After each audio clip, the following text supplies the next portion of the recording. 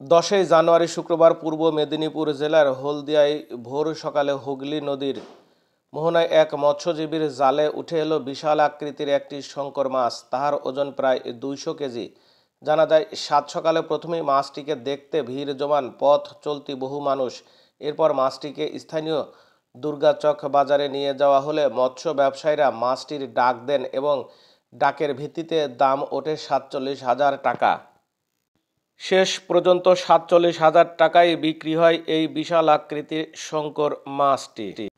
স্থানীয় সূত্রে আরও জানা যায়, হলদিয়ায় পাতিখালী এলাকার বাসিন্দা মতিলাল হাজরা সহ বেশ কয়েকজন মৎস্যজীবী বৃহস্পতিবার নৌকায় নদীতে মাছ ধরতে গিয়েছিলেন। শুক্রবার ভোরে তাদের জালে উঠে আসে বিশালাকায় এই মাছ। মৎস্যজীবী মতিলাল হাজরা বলেন, শঙ্কর মাছ এমনিতেই খুব কম পাওয়া যায়। এতদিন যা পেয়েছি সব ছোট ছোট, এত বড় শঙ্কর মাছ আগে কখনো জালে ওঠেনি।